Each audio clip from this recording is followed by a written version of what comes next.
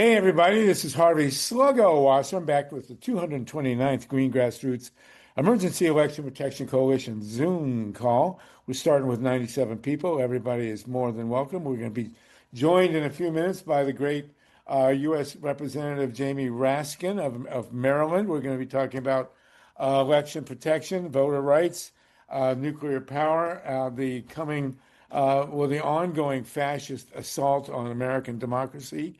And it's going to be quite a full 2 hour and 20 minutes. But we're going to start with our wonderful poet laureate, who's out in rattlesnake country, Mimi Gurman. Mimi, do you want to give us your three-line poem, please? I do. How's this sound? Are we all good? You sound good and you look good, and that rattlesnake going across your floor is not a problem. Okay, great. I'll tell it to be quiet. I started a new series of poetry called The Choreography of War, and this is one of those poems. I stroke the beard of freedom and confess my subversive desire for peace. Hey, all right. We love it. Thank you so much, Mimi. That's like three-quarters of a haiku, right? I told you it would be quick today, so Well, it was, that we don't you take know any what? of It was Jamie's. so quick. Will you read it again? I will read it again and thank you for asking. From the Choreography of War.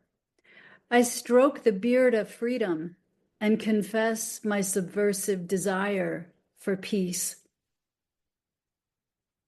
Well, there's nothing more subversive than peace. We know that. And I have come to the conclusion that love is the miracle of transcending the distance between our physical bodies and fusing our souls.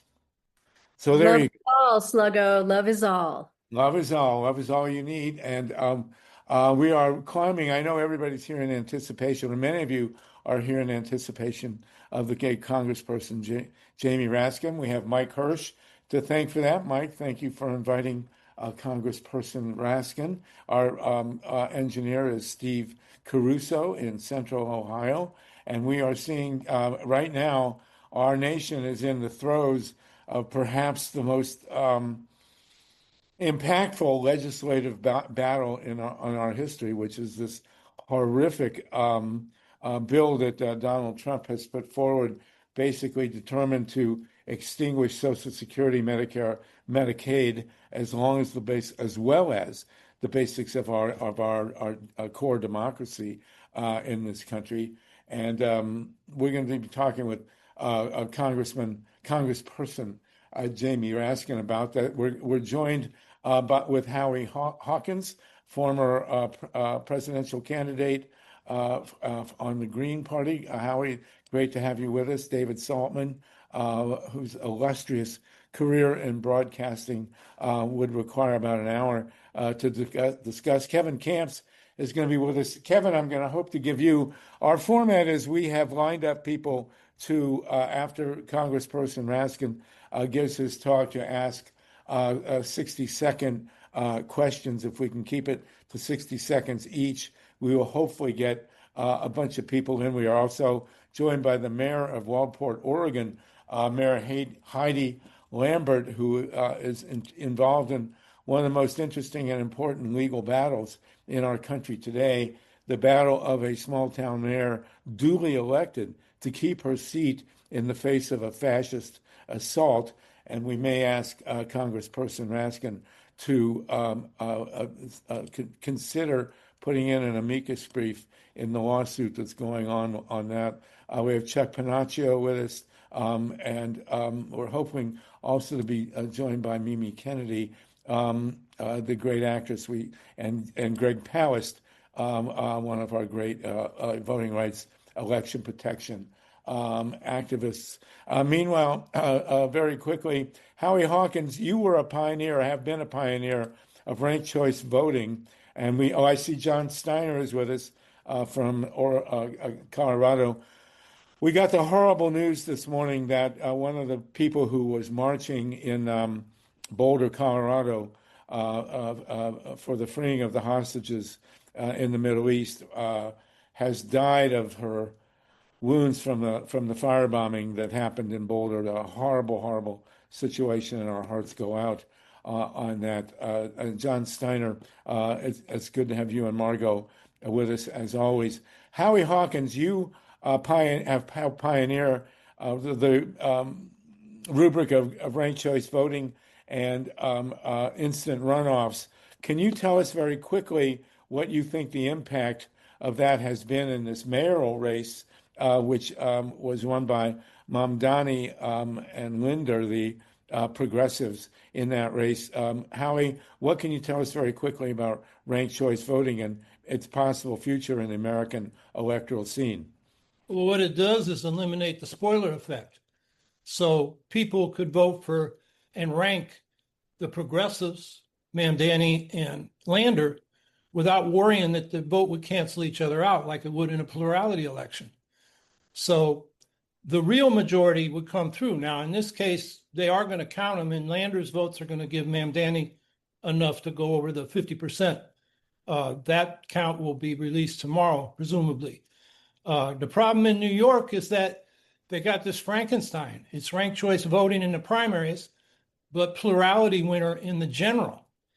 And I know because I talked to a lawyer on the Charter Commission who was associated with the Democratic Party. They didn't want ranked choice voting in the general election because the Greens might run effective campaigns for those 51 city council seats. So they thought they were going to exclude us. The irony is Mamdani's not over the finish line yet. In the plurality election, a Cuomo or a Adams or somebody else the billionaires are backing could win, with less than 40% in a 3 or 4-way race. And the irony will be the Democrats set that up so they have a rational process for the primary, but the general is plurality because they figured, well, whoever wins the Democratic primary is going to coast to the general, so we can leave it plurality and keep the Greens out. The irony is it may come back to bite them because Mamdani, who won the primary, isn't necessarily going to win the general, and that's due to plurality election. And Howie, Well, we would assume. Couple things real quick, Howie. Just to be clear, first of all, we're a nonpartisan Zoom, so we welcome everybody who wants to Zoom with us. Number one. Number two, the Democrats don't unilaterally set the rules for voting in the general. The Republicans are also involved with that. The Greens and other people should be, but have been frozen out. So the Democrats don't unilaterally do it. And unfortunately, a lot of the Democratic insiders don't want Mamdani to win. So let's just keep a few things very clear. The Democrats are not a monolith. And unfortunately, there are too many corporatists who, backed Cuomo and may move on to back one of the other people who don't have the nomination. But it is Okay. the Charter Commission that came up with that proposal was dominated by Democrats. It was their proposal. Okay.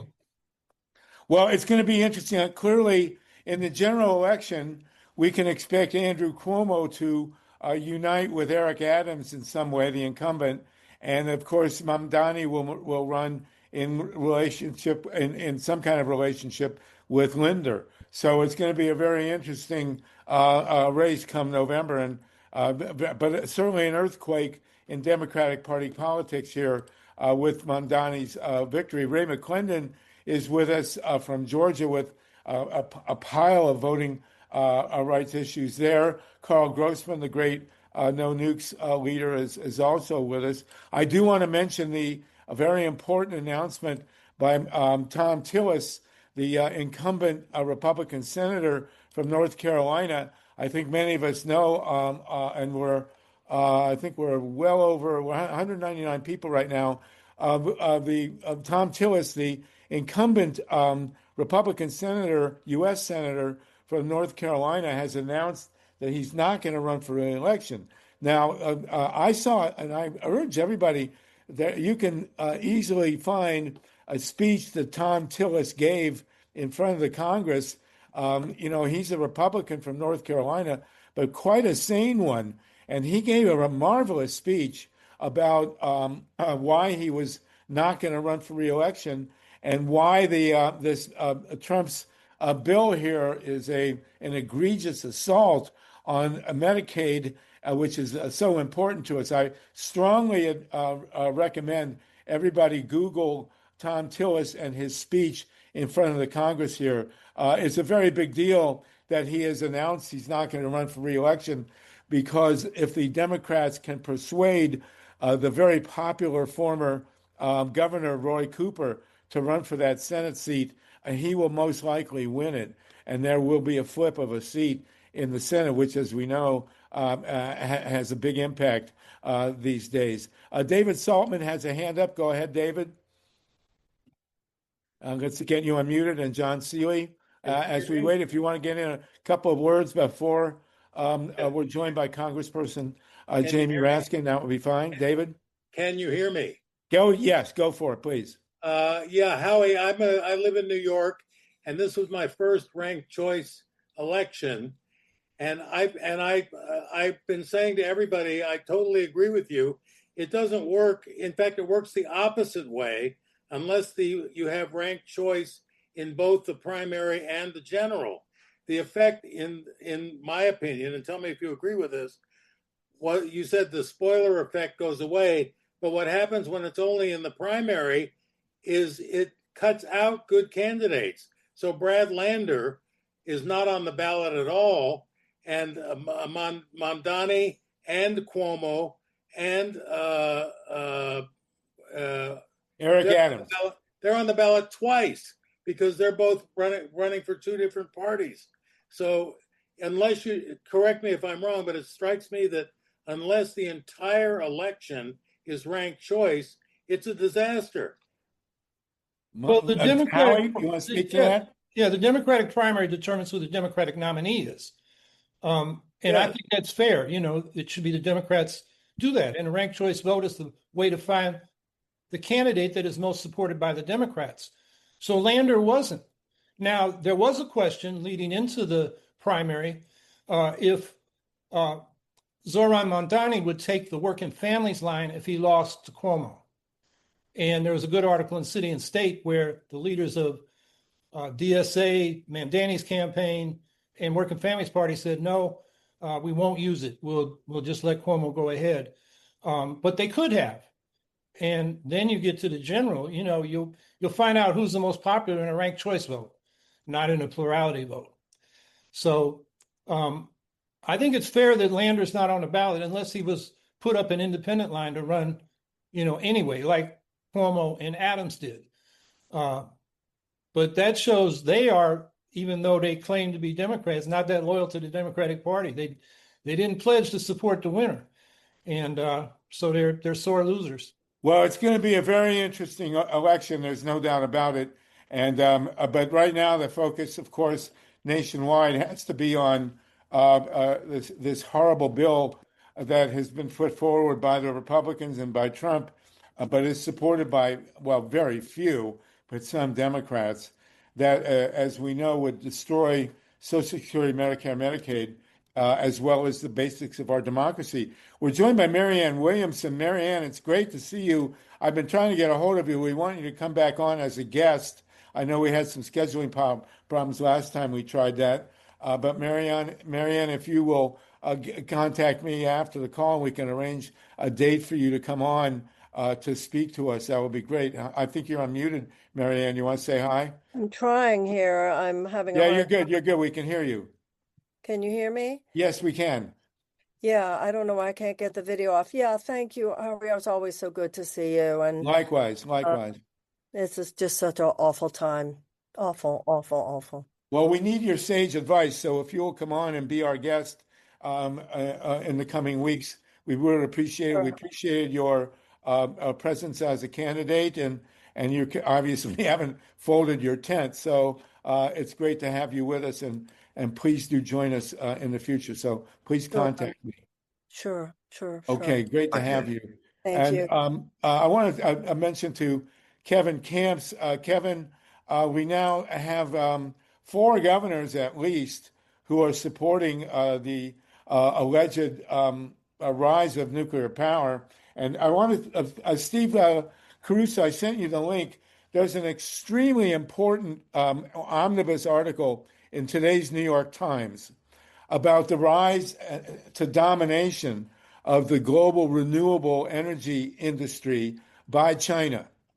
And, on the one hand, it's heartening because 80% of the new energy capacity, and Carl Grossman knows this very well, 80% of the new, I don't know if Ron Leonard's on with us, 80% of the new, there it is, electrical capacity in the world is now being built with renewables, solar, wind, geothermal, and battery storage.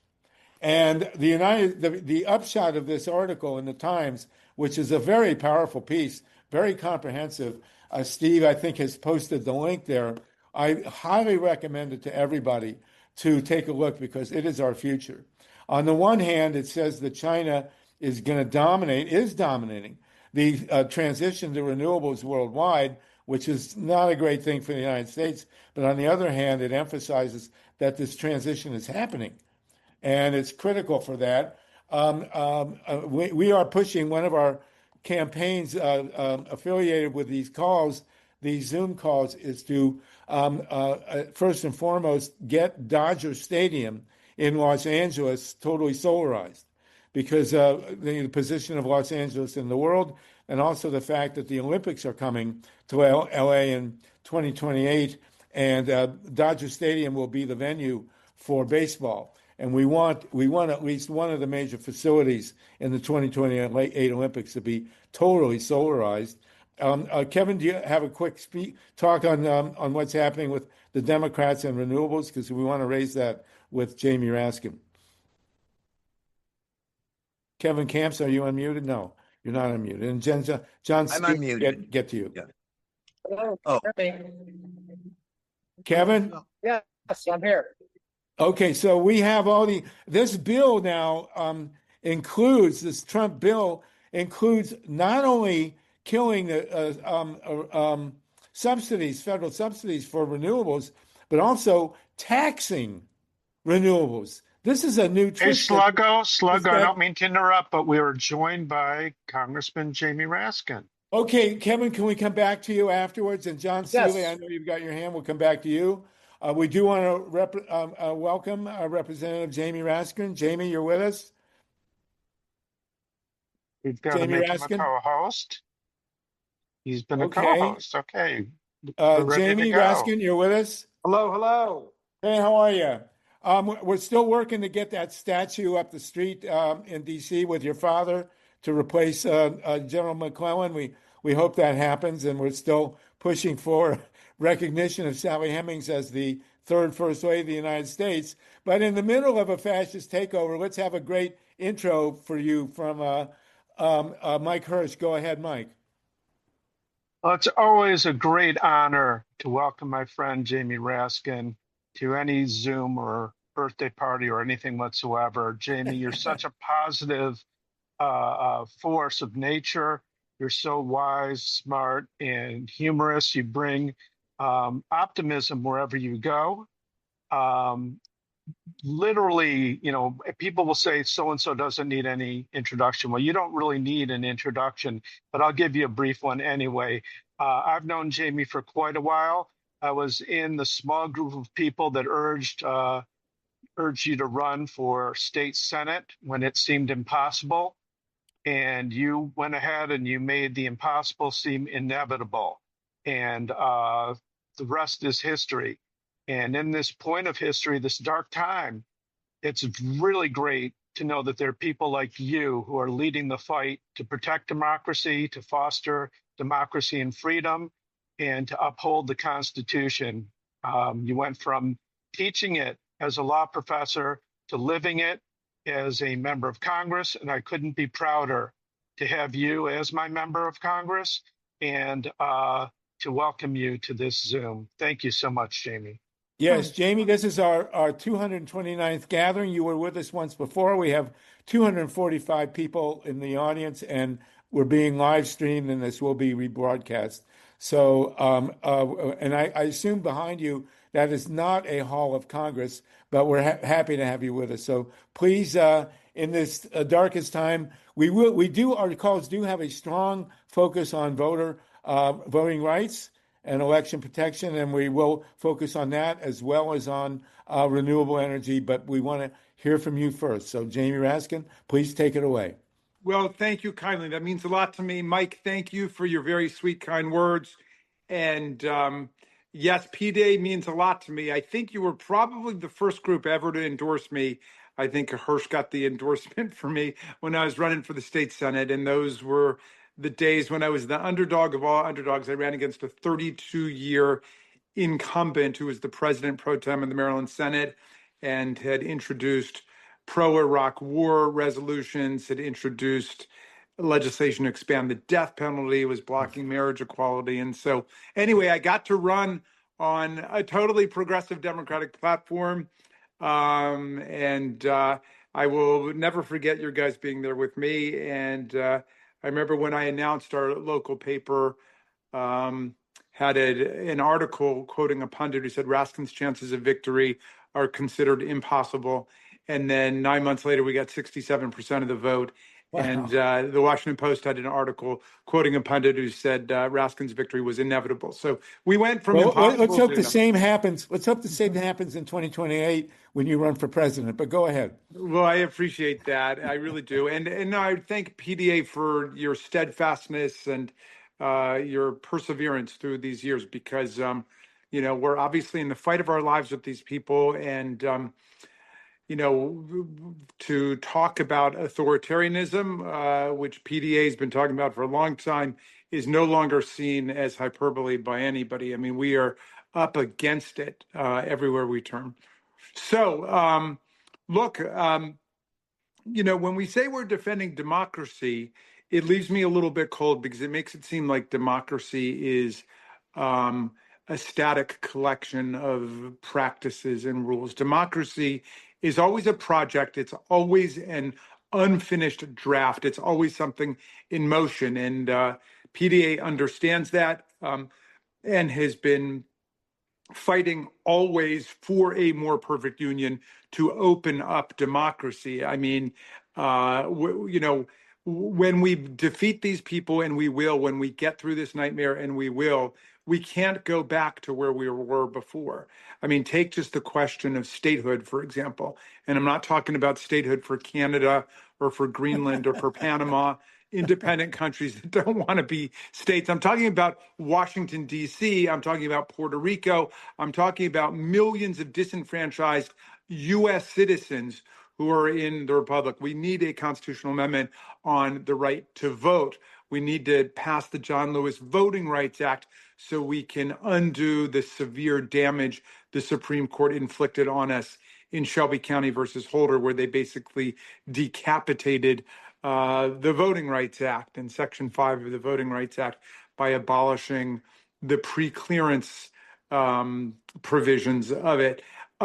So, the reason we need a constitutional amendment on the right to vote is so we're not constantly playing catch up and defense on all of these voter registration obstacles, on all of the voter suppression mechanisms and the disenfranchisement schemes like, if you miss an election, and you miss an election because we didn't tell you, we just moved the polling place, but you miss an election, then we throw you off the rolls. Then you've got to go register again, every other Thursday between 4 and 4:30 down at the county courthouse. I mean, come on.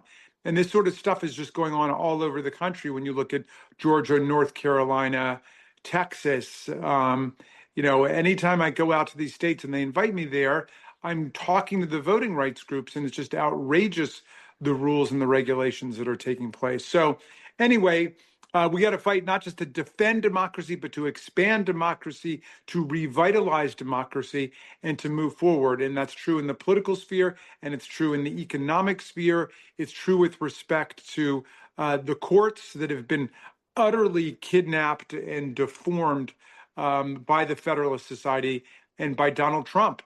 And that's why, I was very proud of the millions and millions of people who came out on No King's Day, because ultimately it's the people who are going to save this experiment in constitutional democracy from fascists who would try to destroy everything that, our prior generations of civilizing movements have built.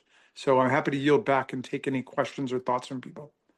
Okay, Jamie, that's fabulous. Thank you. You know, our theory is, and we've discussed this, that the attack on the Iranian nuclear facility was really an attack on the 5 million people who marched for No King's Day. Donald Trump is the master of changing the agenda, and that, as far as I'm concerned, that's where those bombs were really aimed at the 5 million who showed how this fascist takeover has no popular support. What we can do is limit everybody to 60 seconds. Jamie, I want to introduce you to Ray McClendon.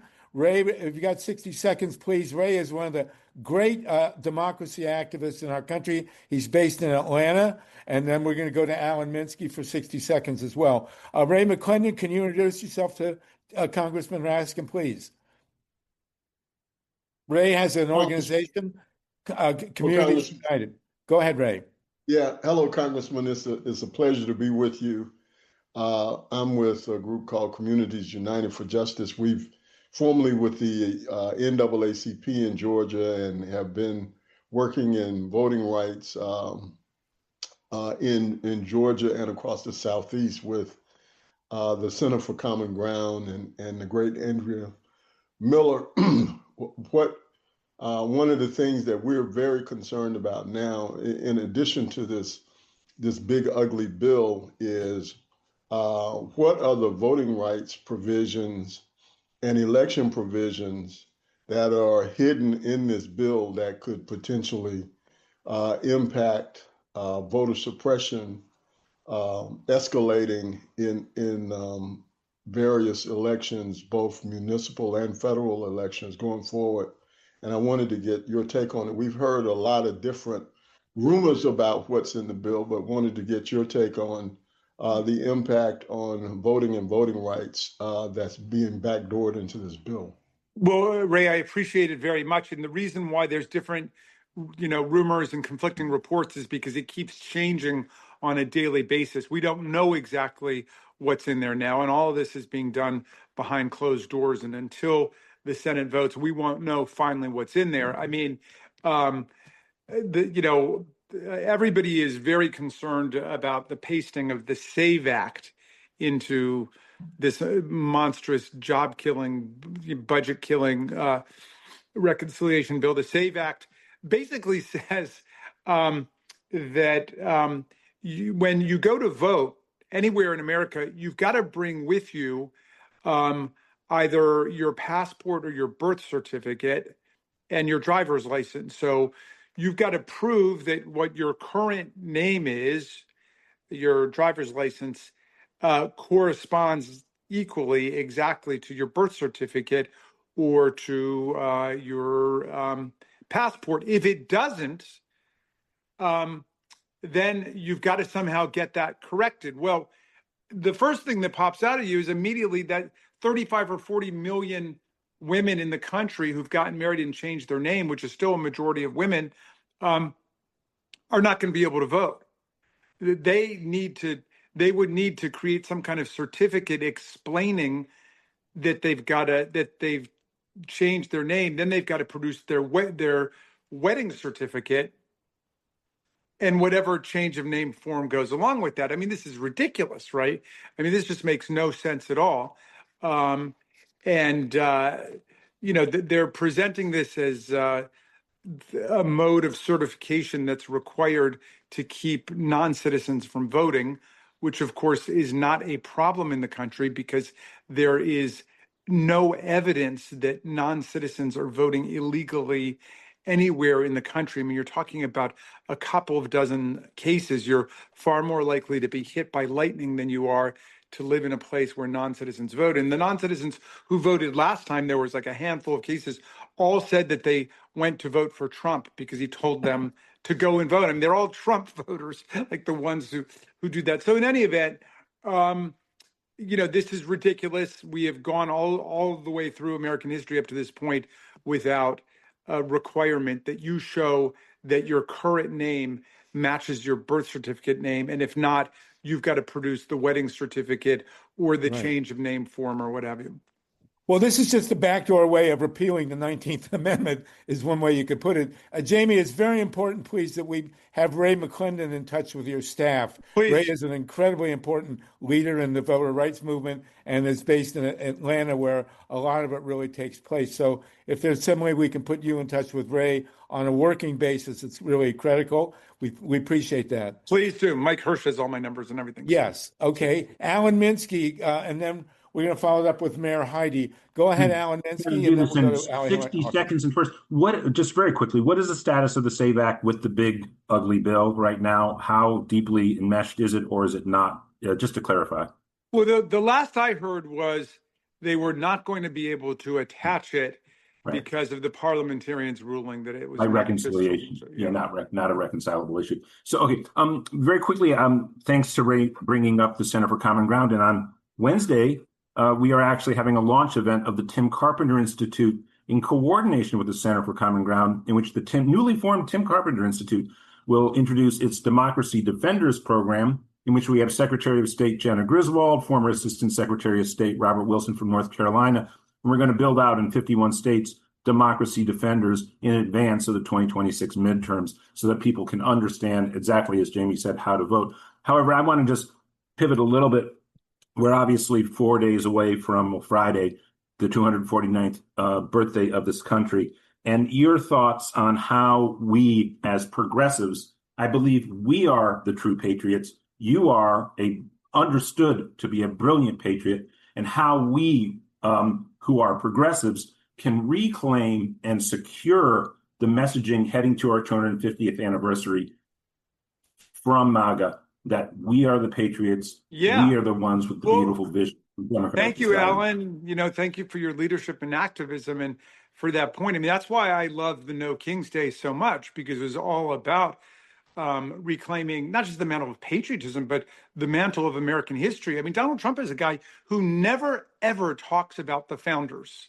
He never quotes, I mean, even the most conservative, pro-slavery, like George Washington, he would not talk about Jefferson, certainly not Tom Paine or Ben Franklin, any of the radical Democrats, because he's not interested in that. He's interested in dictatorship. He wants to blink away all of American history, and it's going to be so important for us to talk about all of the civilizing struggles of American history and the rebellion against monarchy and the rebellion against the merger of church and state. I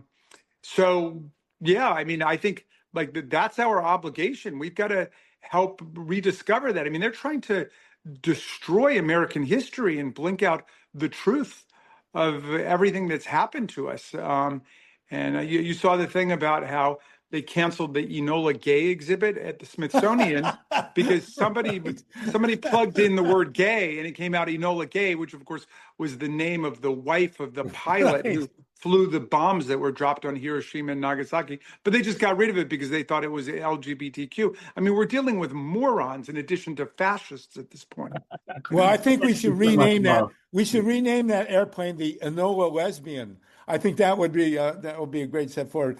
Jamie, I want to introduce you to Heidi. Alan, an honor to have you with us. Thank you. Alan and I are going to be co-hosting a sports show coming up on Pacifica. If you want to join us, Jamie, you can talk about the Orioles. Actually, wait, but just on that point, if you haven't seen it, you've got to check out Surviving Ohio State, which is an extraordinary HBO I heard documentary about that. Yes. About the sex abuse scandal at Ohio State. And my counterpart on the Judiciary Committee, Jim Jordan, co-stars in this documentary. You do not want to miss this. No, having grown up in Columbus, and then gone to the University of Michigan, I will definitely watch that movie. I want to introduce you to Mayor Heidi Lampert was elected mayor of Waldport, Oregon, and a fascist city council threw her out. She got back in, and she's now in a very important court case. And you, being the genius lawyer you are, we were thinking maybe you might want to look at this case and consider signing on as an amicus. Heidi, do you want to introduce yourself to Congressman Raskin, please? Sure. First, I have to say thank you. Also, so odd that you're taking time out of your busy schedule right now. I too am a warrior for democracy. I ran to be mayor to be an example to my kids, not expecting to be unlawfully thrown out. And my council thought that they could just reverse their charges against me and everything's fine.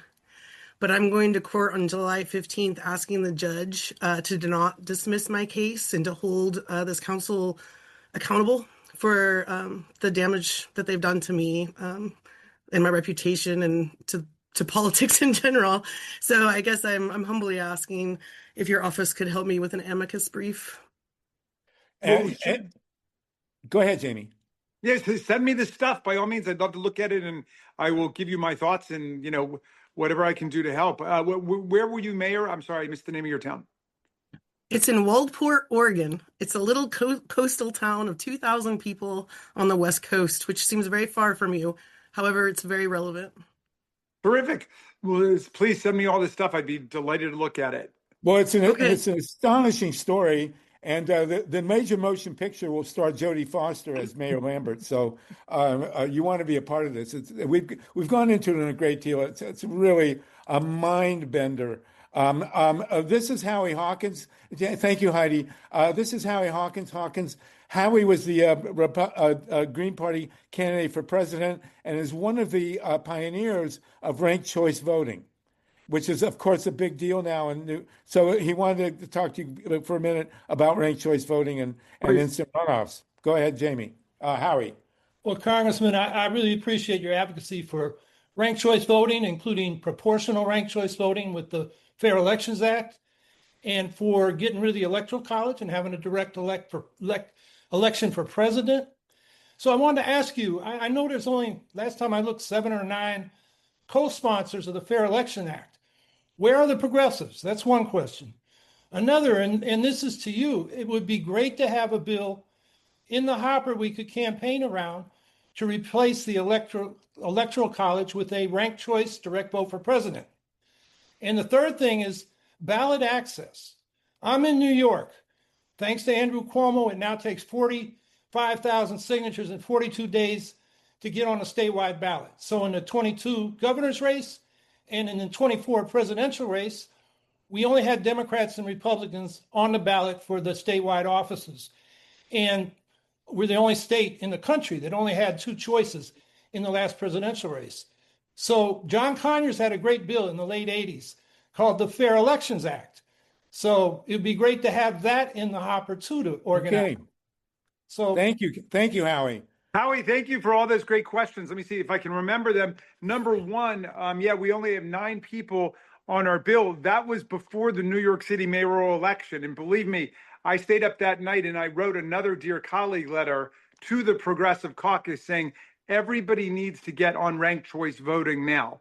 The traditional problem with ranked choice voting has been that in the jurisdictions that don't have it, people don't understand it. It seems complex. Politicians are instinctively conservative and hesitant about changing electoral rules that got them elected. But I do think that the Zoran's victory will galvanize the progressives behind it. And it showed not only that ranked choice voting creates majority winners, it also reduces negative politics and it rewards positive coalitional politics, which is what you saw with Mamdani and Lander and some of the other candidates getting together and cross-endorsing and helping each other.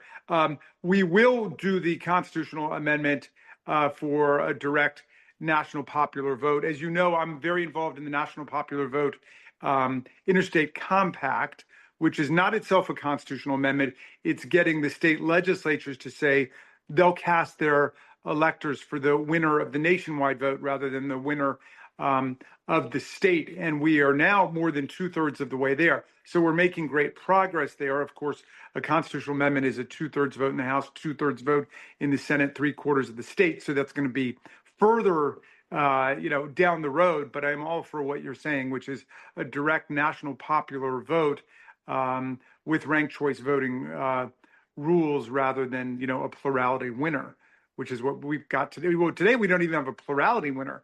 You could have just a loser, like, Donald Trump was in 2016, and we've had, 4 of those in our history. So, yeah. Great. Stephen Caruso is our engineer. Jamie, Steve, do you want to have a question for Congressman Raskin? Yeah, being able to vote should be an equal protection issue. And also recently, um, the Supreme Court, sponsored by Amy Coney Barrett, denied the rest of us equal protection under the birthright citizenship. So, it's just they're just dancing around the edge of reality of the Constitution. They have no grip of what the Constitution is telling us in the past, in the future, and it's just too much. Okay. Thank you. Thank you. Hey, well, I appreciate that. I mean, you've got a progressive constitutional sensibility there. The way that the court has framed it is voting is an equal protection issue within your state if the state has given the people the right to vote. But it's not worked for like people in Washington, D.C. or people in Puerto Rico or former prisoners like in Richardson versus Ramirez, people who've attacked their exclusion from the outside. And that's why I say we need a constitutional amendment guaranteeing the right to vote. What didn't exist when the Constitution was written, because of course, the vast majority of people couldn't vote. Women couldn't vote, enslaved people couldn't vote, people without property and wealth could not vote, people under 21 couldn't vote. In some states, if you weren't a Christian, you couldn't vote, and so on. Well, that's mind-boggling. I've got Kevin Camps with us. If you can unmute Kevin Camps, that would be great. Congressman, we understand now that the bill is going to include an attempt to tax renewable energy.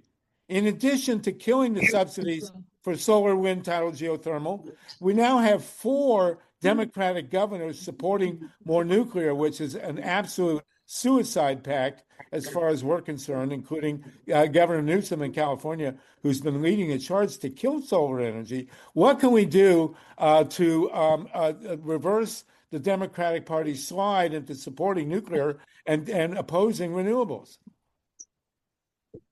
Well, I mean, this bill is going to be the moment that will clarify all of that stuff because, I mean, even Elon Musk is saying this is an investment in the past and the energy systems of the past and pulling the plug on solar and wind and the renewable energies that will keep us going. So this is a critical moment and one more reason for us to do everything we can to put the pressure on those Republicans in swing districts, or at least try to get the more Freedom Caucus Republicans to say, what does this do to cut debt or deficit? It's going to add $3.3 trillion to the debt. Right. Well, and I'm going to predict you heard it here first that Tesla is going to go out of business. They cannot compete with the BYD car from China. I don't know if you're aware of BYD, but it's the breakthrough in electric cars, and the Chinese. You should see this piece in the Times today, Jamie, about China taking over the lead in renewables. Clearly, the Times timed it for this bill, because the Times has become very supportive of renewables. And this bill is devastating to renewable energy. And the Democratic Party has got to get on board on this, please. Rudy Arredondo, please. Rudy, and I wanted Marianne, if we can unmute Marianne Williamson and also Kevin Camps, that would be great. Please. Hey, Rudy. Hey, how you doing, Jamie? Thank you so much for your great work in the Congress. And, we're very concerned as farmers and ranchers with regard to the fact that we don't have a farm bill as yet, and we are anticipating at least about 40% decrease in food products, and we're dealing with the dismantling, or actually the dismemberment of the U.S. Department of Agriculture, and some of our farmers have not been paid with regard to their conservation contracts. So we are going to have a major decrease in food, and we're dealing with climatic crises all over the place: flooding, wildfires, drought.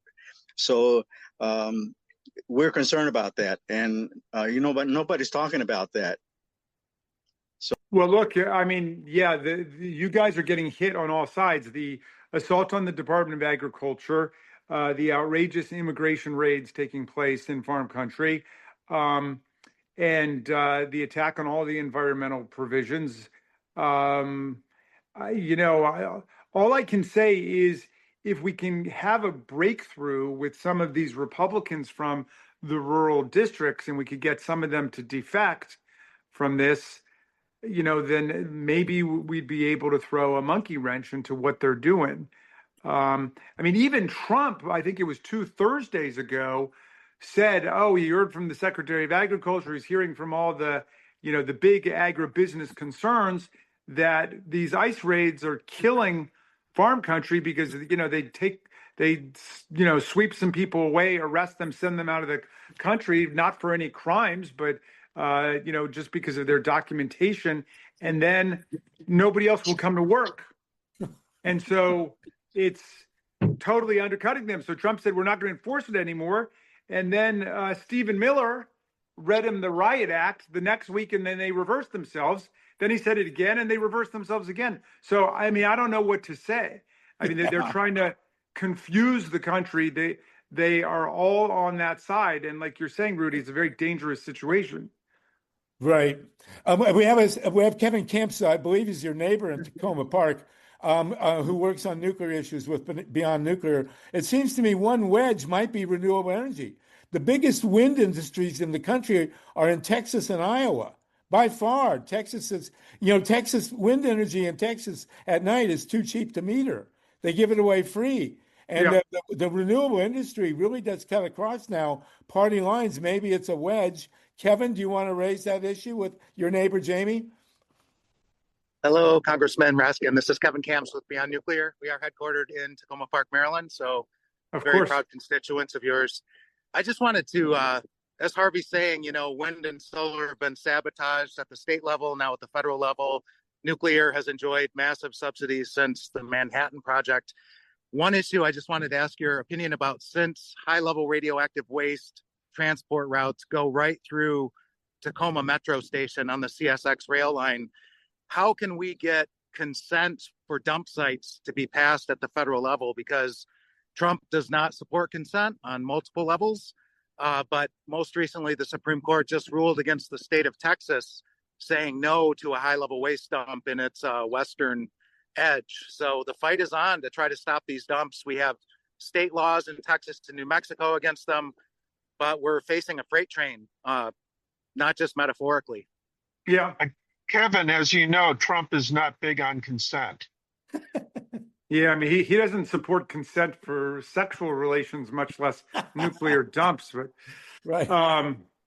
well, look, I mean, it all comes back to our winning in the midterms. I mean, we've got to win the House back, and I hope the Senate back in order to cut this reign of terror in half, because these are not people who think they've got to negotiate with us in any way. I mean, it's a religious cult, and they think if they can maintain their margins and just keep all the Republicans in line, they're just going to steamroller us. Now, there are some Republicans like Nancy Mace from South Carolina who understand how dangerous pulling the plug on renewable energies and a lot of the projects that were authorized and funded under the Biden administration is.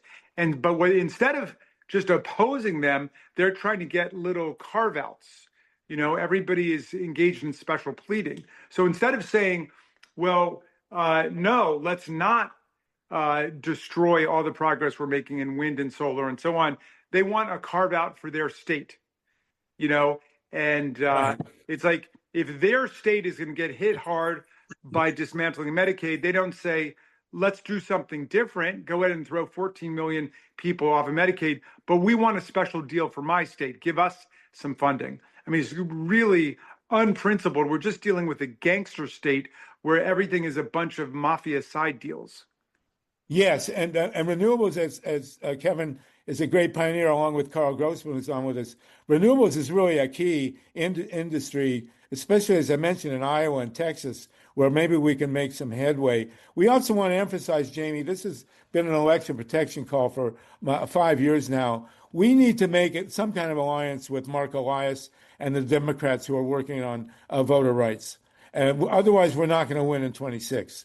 We will win the popular vote. And, our line is that the 24 election was not stolen. It was bought and paid for by Elon Musk, and we have issues from Florida 2000, Ohio 2004, 2016. If we don't protect the vote in 2026 and 28, but especially 26, we're done. Yeah. So we haven't had much progress with the Democrats. You know, I was in Columbus and we wrote 6 books about what happened in Ohio. We were attacked by the Democrats. The Republicans couldn't have cared less. We got to get over that. That's a big plus. So I hope we've got an answer. And Ray McClendon is a key to that. So I hope you can work with Ray. I absolutely will work with Ray. I've got time just for one more question, so forgive me. Okay, Heidi Vertauer, go ahead, please, Heidi. Yes.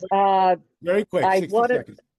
Yep. I thank you so much for taking my question. I want to say thank you for all of the on the ground work that you've done.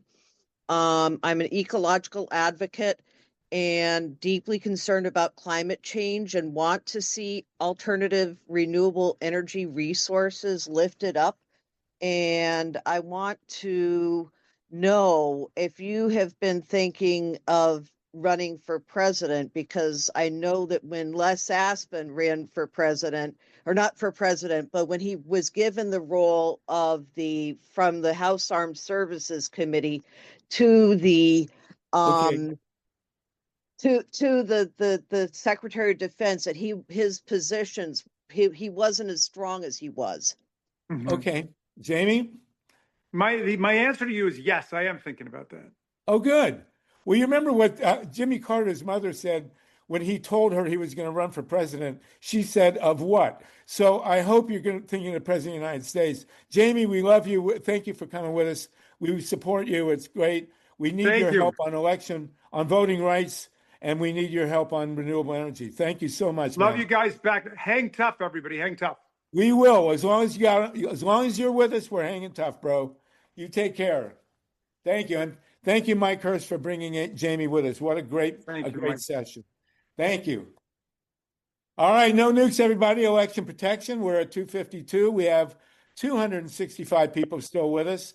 And we want to continue to talk. We've got some hands here. I want to call on A Robert real Milton. quick sluggo. Yes.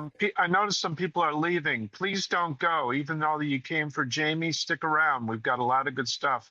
Yes, and come back to us. We've been doing this for 5 years since April, so we want to April 2020, and we love that everybody came with us. We had over 260 with us, and we will continue to have great people. I'd like you to get, if you can, Mike Pramila Jayapal to come back with us, and Marianne Williamson, if you're out there and want to jump in. I was looking for you to try and call on you. He's gone, we definitely but want Kenny you back. Bruno is here.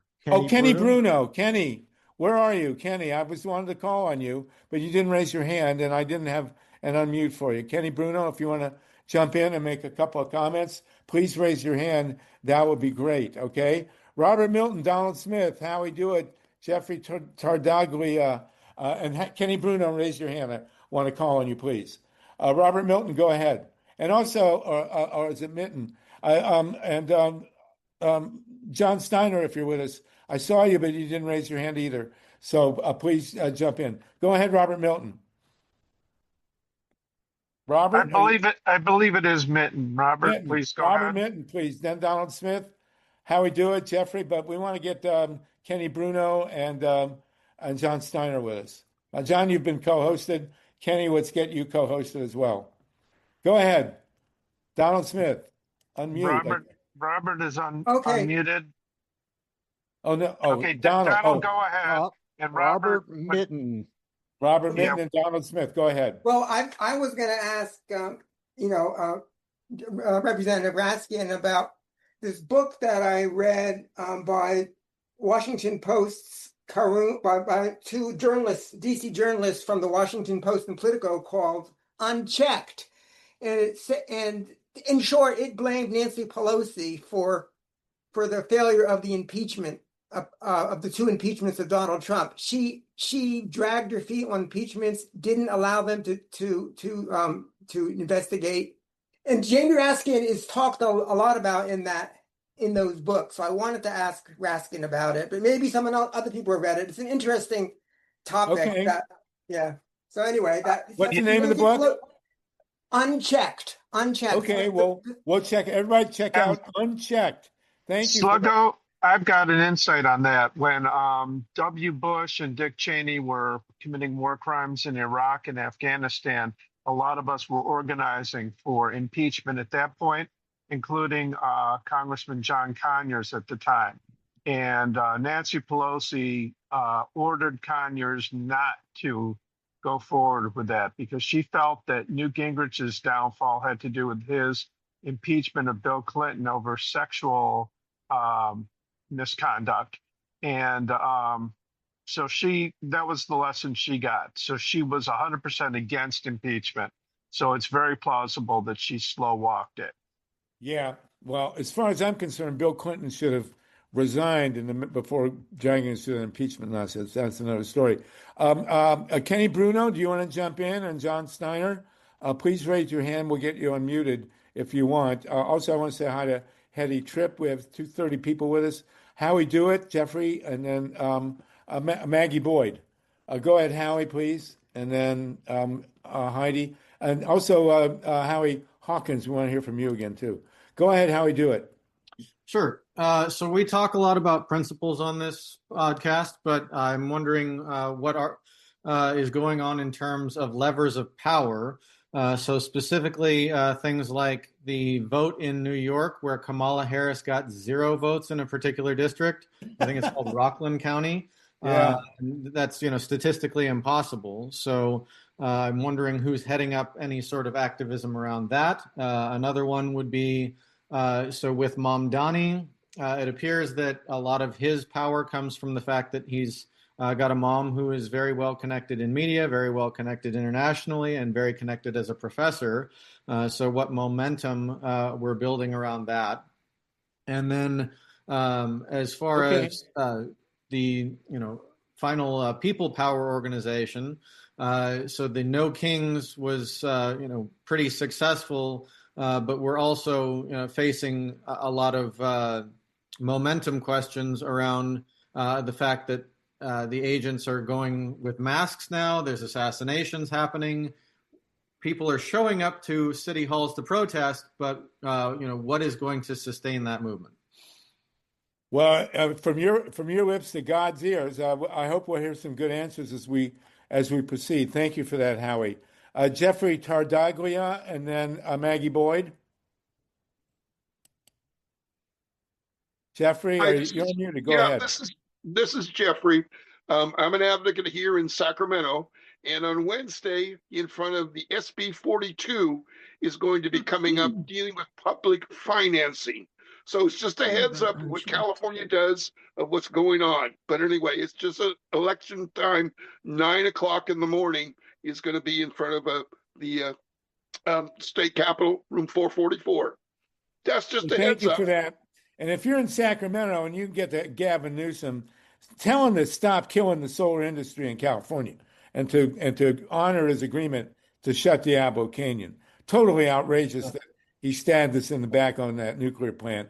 I mean, I'm in LA and I live every day in fear of the radioactive cloud that could come down from Diablo Canyon. So keep in touch with us, man, if you're in Sacramento.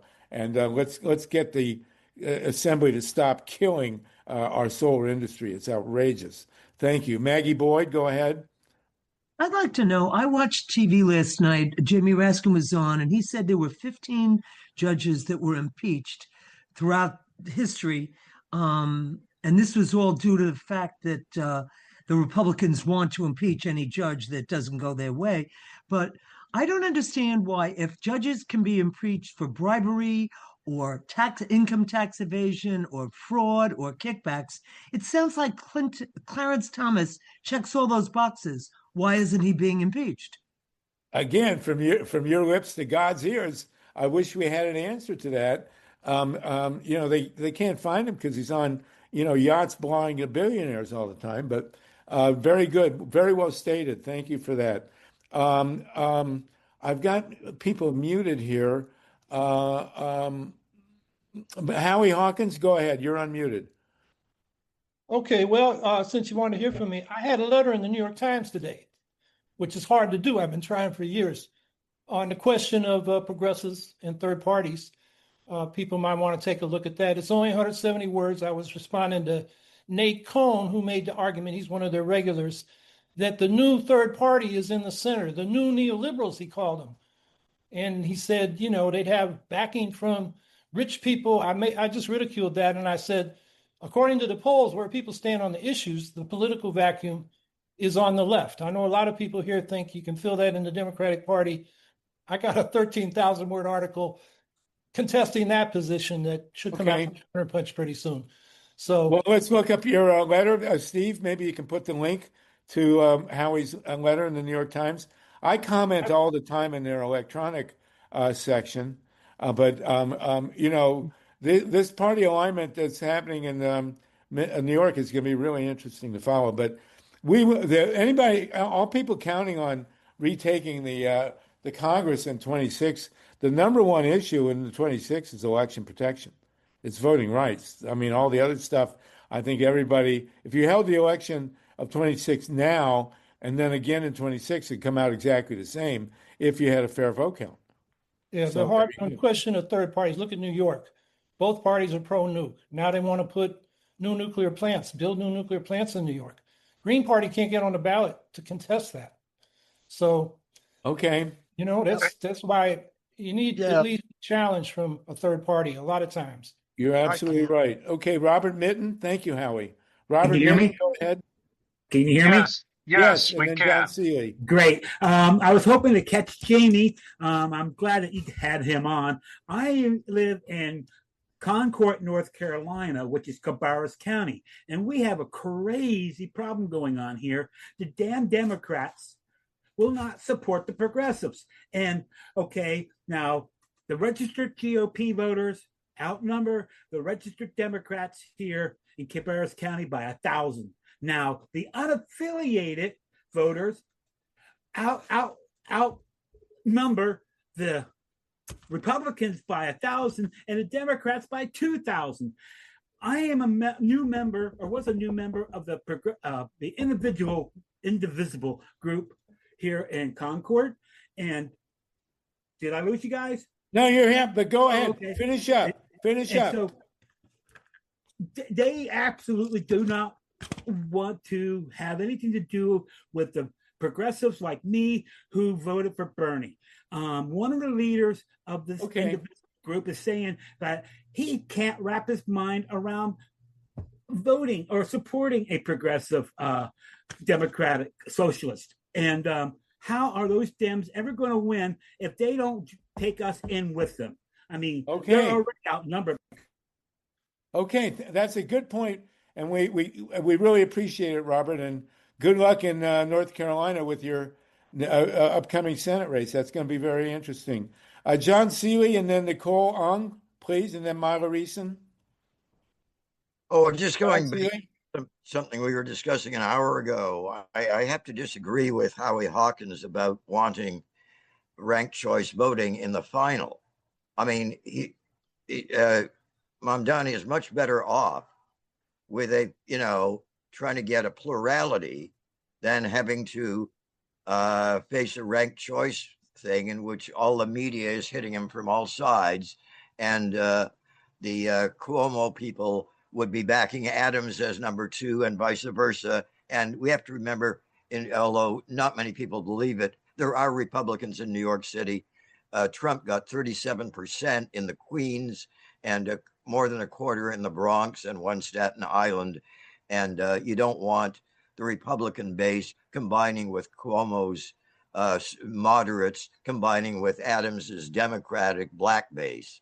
So I think it's going to be very, and I guess Linder is not on the ballot, so that will be to Mamdani's advantage, no doubt. Thank you for that. Very interesting. Nicole and then Myla, Nicole Ong, and then Myla Reeson. Yes, I wanted to ask Congressman Raskin about his comment at one time that any of the cabinet members that disobey a judge order, they could be sentenced by the judge, the federal judge or something, and they could not be pardoned by Trump. And I was wondering if he could get those judges to hand down those sentences. And secondly, have you heard that Microsoft, Google, or Facebook they have a signed agreement with nuclear power energy to feed to whatever to generate their cloud computing. Right. We've heard that, and it's really sickening. Thank you for bringing that up. I saw an article.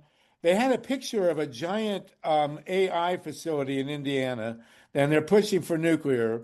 But there's no solar panels on the roof of this factory, which has got to be 1 million square feet. And I think there should be a law that no AI should go forward unless it produces its own power. I mean, why the hell should the rest of us subsidize with our health and our planet AI, which is only going to profit the billionaires? And while they whine and moan they need more power, but don't cover their rooftops with solar. So good point, Heidi. Thank you very much for that. Nicole, I mean, sorry, Myla Reeson, go ahead. Oh, thank you, Harvey. I wanted to jump in when I heard Howie say that all the Democrats in New York are pro-nuclear because, and believe me, all across the country, we have a lot of very prominent Democrat senators and governors who are pushing for nuclear power. But in the state of New York, the Lieutenant Governor, Antonio Delgado, is challenging Kathy Hochul in the governor's race. And according to Mama Jo Green, who is a great campaigner to shut down Indian Point, she says that that Antonio Delgado will, in fact, be a leader for sustainable energy in the state of New York. So, no party is monolithic, and maybe he can partner with the Green Party to put forward a program for true sustainability in New York. Yeah, that's an important point. I've been approached by Ron Leonard and others to maybe we should have Antonio Delgado on our call in a nonpartisan way to talk about renewables. Kevin Camps, if you're still with us, maybe, and Carl Grossman, New Yorker, maybe we should track down Antonio Delgado and have him on to talk about energy. Because, we've got the governor of Michigan, Gretchen Whitmer, the governor of Pennsylvania, Josh Shapiro, the governor of Massachusetts now, Maureen Healy, and of course, this scoundrel Gavin Newsom in California, they're all supporting nuclear. All these so-called liberal Democrats. I mean, what the hell is going on here? It's outrageous. And so we need to deal with that. And good for you, Myla, for raising the issue of the lieutenant governor in New York. Myla, go ahead. Yeah, let me add another point. We missed you yesterday at a wonderful gathering at Jan Goodman's house for an organization called Climate Defiance. And there are amazing young people who are working on climate issues, who are interrupting elected officials and really having some kind of acting the way that Greenpeace did years ago in terms of really true disruption and activism. There was a young man there who was the youngest advisor to a president. He was an advisor to Biden on energy policy. And I had a conversation with him. I was kind of, telling him that if it hadn't been for Biden's policy to throw billions of dollars at nuclear power, that there's a good chance that Gavin Newsom would not have insisted that we keep Diablo open and abrogate the agreement to shut it. And what this young man, who will join us in a future call, told me, and his name is Jerome. Okay, I'm at a loss. I don't have his name right in front of me, but what he told me is that he tried to get Biden to take subsidies from nuclear out of the legislation, that the climate legislation that put billions of dollars in the hands of the nuclear power industry. And he worked very hard to convince Biden not to do that, but Biden ignored him, and he was discouraged about it. And I'm hoping to have him on a call to talk about that process and his work as an advisor. Well, yeah, let's get him. Absolutely, please. Still have 180 people with us. Our attention span has not diminished. Hetty Tripp, and then we'll go to Steve Caruso. Thank you, Myla, and stay with us, please. Hetty, are you back in Minnesota? No, I'm not. Okay, so what do you got for us? Good morning, Sluggo. Good morning, Heidi. Hetty. My question is, Mamdani is presumably a naturalized citizen because he wasn't born here and neither was I. Does anybody know about what's happening with this denaturalization process? They're trying.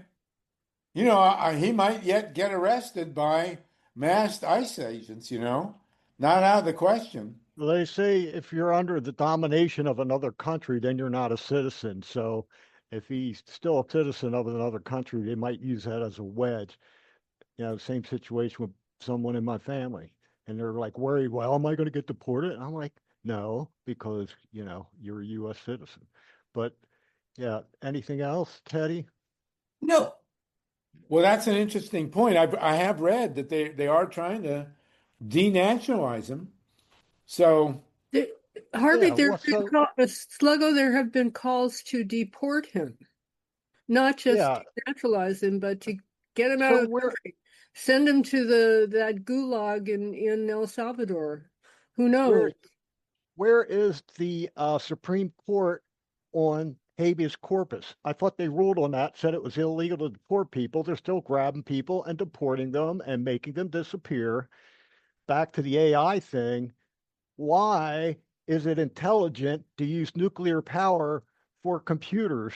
It's like the antithesis of artificial intelligence. Right. If artificial intelligence is so smart, why can't it get its own power source? Yeah, Why do we need to build nuclear power plants for this, alleged smart technology when they won't even put solar panels on their own rooftops? The hell's wrong with these people? Well, we all know there's the reason for the Trump derangement syndrome is that Trump is deranged. So there you go. Mike Hirsch, go ahead, and then we'll go back to Heidi. Anybody else raise your hand? Just a couple quick answers to the imponderable questions that people keep asking and never listening to my answers. But I'm not going to I'm not going to stop answering these questions as long as people keep asking them. One, the Democrats are going to lose to the Republicans if they don't join with the progressives. Some Democrats don't care. They would rather lose to a Republican than win by joining with the progressives because they are sellouts. It's not a mystery. Follow the money. That's number one. Number two, why is there so much support for nuclear power when it's dangerous, extremely dangerous, vulnerable to attack, and not as efficient economically or in any other way as renewables? Follow the money. Follow the money. It's so we can bolster our nuclear arsenal to threaten other countries, and so the huge energy utilities can dominate and not have to buy back solar rooftop power from consumers and not have to worry about competing sources. It's all about money and power. So, it's nuclear power is about not only generating electricity, which it does extremely dangerously and expensively, it's also about economic power and military power. And just keep your mind on that. Don't take it at face value. They're not setting up or talking about these mythological tiny nukes that have never worked, are still on the drawing board, would never work, and would be even less defensible than the ones we have now. They're not doing it because they think it's efficient or it would save money or this, that, or the other. They're doing it because they are greedy, power hungry, and a little bit crazy, if not a lot crazy. Thank you. Well, thank you. I mean, we have to understand that the push for nuclear power is really coming from the fossil fuel industry, because fossil fuels that industry is terrified especially the gas industry, terrified of the rise of renewables, especially of decentralized renewables, of rooftop solar. And so the great, so-called high tech exit to nowhere is nuclear power, because every dollar they spend on nuclear is $10 they take away from renewables. And so nuclear is a carefully calculated dead end to divert the train that's headed to a green powered Earth. And so, but there is this interesting dynamic that there are some Republicans, especially in states, as I mentioned, like Iowa and Texas, that are hugely supportive of renewables because, wind power in Texas and Iowa, that's the number one and number two states in the country by a long shot to get electricity from wind power. And it would have been number three is Ohio, and that's a whole other story that I'll come back to in a bit. Heidi, and then Vina, and then Steve. Heidi Vertauer, and then Vina Colley, and then Steve Caruso. Oh, cool. Hi, Vina. I'm wanting to know, first of all, is this a call about election protection too? Of course. So is this bill that's the big ugly bill that's up in Congress or Senate right now, is that something that has passed already, or is that something, because it seems to me like focus needs to be kept on that and making sure that if there are provisions about voting to squelch voting rights in that bill, that we should be putting all hands on deck to get that thing from being passed. And well, it's interesting. There is a lot of anti-democracy stuff in the bill, but there's a monitoring process. There's an employee of the Senate, and I'm surprised that Trump hasn't had her rubbed out yet, that evaluates bills. And the Senate, there's a divider in the rules of the Senate where certain types of bills, which are strictly financial, can pass with a simple majority. Sluggo, Other that's types of Sluggo, real quick, that's the Senate parliamentarian, and you're talking about the so-called Byrd rule, where yes, in explain it, will you, budget. Steve? Mike, Okay, can you give us sure. yeah, Real please go quick, ahead. for in budget reconciliation, you can't filibuster the legislation. So instead of needing 60 votes in the Senate, you only need 51 or 50 plus a vice president. Drummer guy. And sorry about that. So if legislation or provision in the legislation is not about the budget, the parliamentarian will say, no, this whole thing about, putting Trump on Mount Rushmore or whatever is not a budgetary item. Therefore, we're disallowing that under the Byrd rule. Does that clear it up, Sluggo, or anything else you need? Well, does anybody, you know what they're calling it? They're calling it a bird bath. Well, I can think of some other And Byrd it comes from the references. Senator Byrd, who Yep. was in the Senate for 2.5 centuries, and he was a very strict parliamentarian, and he so the differential between something that gets, as you pointed out, 50 or 51 votes, as opposed to requiring 60 votes, and which is filibusterable, filibusterable. Is life and death. And so the parliamentarian, as you point out, it is a woman, by the way. I don't know her name offhand. Someone could Google it quick. She is sitting and saying that certain stuff requires a filibusterable vote as Mm-hmm. opposed to a simple majority. Yep. And I'm sure that Trump is plotting to whatever to her because she is ruling against him on certain stuff, right? Yep. And but the parliamentarian gummed up a lot of things that the Democrats were trying to do as well. and the Right. Democrats didn't challenge it. The Republicans will routinely say, "We understand your ruling. We're not going to go along with it." Again, like you said, Sluggo, the parliamentarian works for the Senate. Parliamentarian isn't like the president of the Senate or in control of the Senate. Right. And Kevin Camps, if you can jump in, I want to know the situation with outright handouts to the nuclear industry in this bill. I'm unclear if they're just taking away the subsidies and now wanting to tax renewables, or are there outright subsidies in this bill straight for the nuclear industry? I don't know the answer to that. I assume you do. Let's go to Vina Colley. Vina, can we unmute Vina and then we'll go to Steve? Go ahead. Go ahead.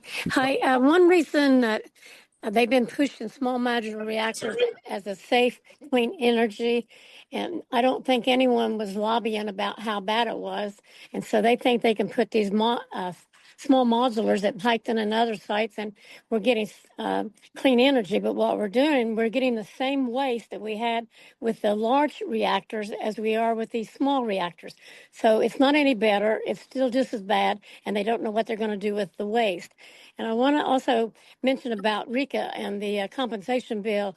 I feel, and a lot of us feel, that they were using these victims to try to push this great bill that the Republicans were trying to push. They were using the victims to try to get that passed. And we found out that they was going to slash Medicare, Medicaid, and these ZAP programs, and we got the word out. So instead of pushing for RECA, we had to turn around and have them to deny RECAs because it wasn't a good deal. And they've left a lot of us out of that compensation bill.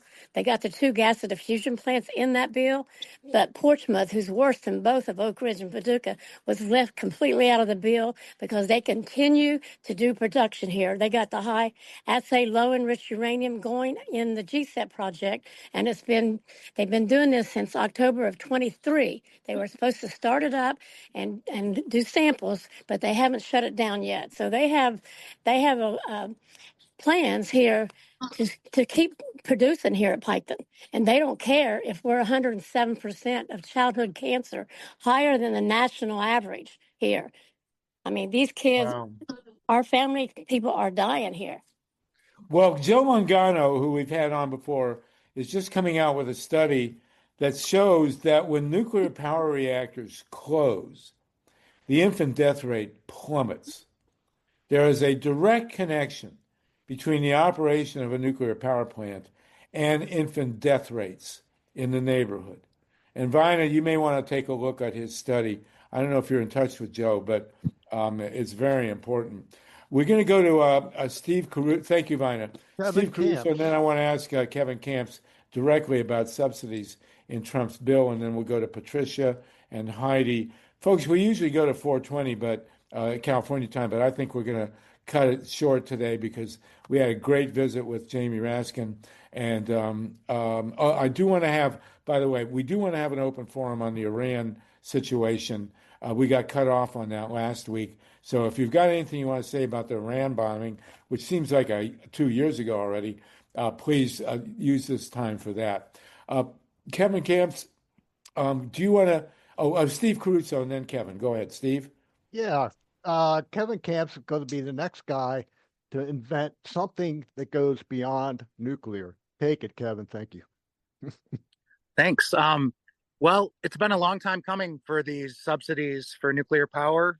We had hoped when Trump said he was going to repeal the Inflation Reduction Act and the bipartisan infrastructure bills, that would include the nuclear power bailouts. But what's happened, what's very clear now at a place like Palisades in Michigan is the nuclear power bailouts are flowing completely at 100% levels, while renewables and other good ideas are being nixed completely if they can get away with it. But as I said earlier, the sabotage of wind and solar and efficiency and even storage goes way back, years, decades even. So there's no surprises here, as nightmarish and awful as it all is. We don't know what's in the big, beautiful bill. Like Congressman Raskin said, we won't know until the Senate votes what's even in there. That's how lacking in transparency this all is, to put it mildly. So we actually don't know. When will we know if they want to stick direct subsidies for nuclear power into this bill? Once the Senate votes, that's what the House has to vote on for it to go to the president's desk. So the Senate passage, whatever passes, then we'll know if we're ready to read something that's probably thousands of pages long in a great big hurry. Kevin, the Senate did vote, and right now it's we anticipate it going back to the House. The House might say we voted on something close enough and do an okey doke on us. So we got to be real careful. And I'm going to drop into the chat a link people can use to contact their member of the House and both of their senators to tell them to vote no on this brutal budget bill. It mainly focuses on health care because we think that that is what will move the Republicans that we need. Most of the Democrats are already clearly against it. Mike, you said that when did the Senate vote on this? I think that they've already voted to move forward on it, and that has signaled that they have enough votes. So what they're doing right now is kind of mucking around, giving special favors to certain senators to keep them on board. It's likely that two Republican senators will vote no, and we need like 5 to vote no. And so we're right up against it. But I think the Senate vote, all we can do is hope that the bill is so different that the House will not support it. It passed the House by 1 vote, but they did that with another okey doke. They let people that they didn't need vote no or vote present or duck the vote entirely because they're in purple districts and they could face ramifications from their voters. It's pretty complicated, but they're running a scam on us, and we need to call and contact our members of the House and the Senate and tell them to vote no, because people are going to actually die. And just about everything that you can think of that can be put in legislation that's terrible. From Sluggo, you mentioned the tax on clean actual renewables and subsidies for nukes. Cutting things that people need and giving money to people who are just greedy and have no needs in the world. So I see people in the chat are saying still need to call senators to vote no. Yes, do that. But the fix is in. We need to try to unfix the fix. Mind-boggling. Thank you, Pat. Mike. Patricia Gratian, then Heidi again quickly, and John Seeley. Folks, we're gonna end at 4, as opposed to 4:20 this week. So, and if you want to talk about Iran, please call because last week we did not have the roundtable we should have had. Carl Grossman, if you want to chime in on this guy who might run for governor of New York, that would be good if you know him. Or anything about him. Patricia Gratian, go ahead. Then Heidi, John, and Nina Singer. Maybe I'll call on you next, Nina, because I think you have to leave. But go ahead, Patricia. Okay, thanks. Yeah, I just wanted to remind folks that are flummoxed about all this huge interest in nuclear power. Please remember that both the artificial intelligence and the crypto crap, both of them depend heavily on huge amounts of energy. So these people are bound and determined to reduce all regulations on the fossil fuels and to push nuclear as hard as they can because they're desperate for energy. That's all I want. Right. And they can't bother to cover their huge buildings with solar panels on the rooftop. Exactly. I don't know why. Because nuclear power is fascist energy. Nuclear power is fascism. And they want to keep control of the energy supply, which they cannot do with solar panels. And also the military, right? Right. So in the eyes of the billionaires in this country, solar panels are Bolshevism. They're a form of communism in their view. And their power on energy comes through fossil fuel and nuclear power, and they can't deal with renewables. That's the problem for them. Thank you for that, and stick with us. Nina Singer, I know you have to go, and then we'll go back to Heidi.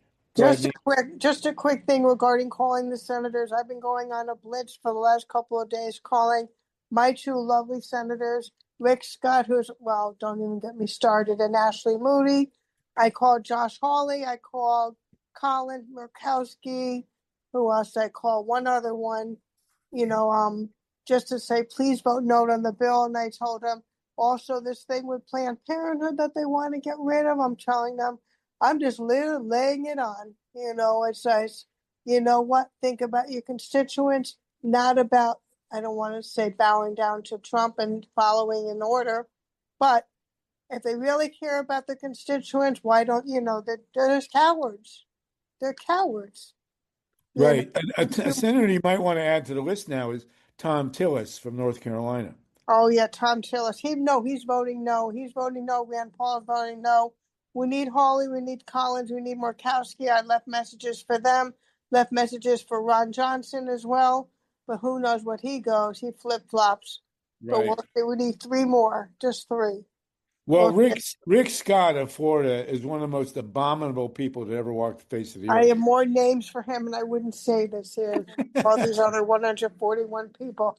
What he did to the Medicaid system when he was governor, it's like biggest con artist in the world. Terrible, terrible. And now they're talking offhandedly about putting a detention facility in the Everglades, as if the Everglades are just a parking lot.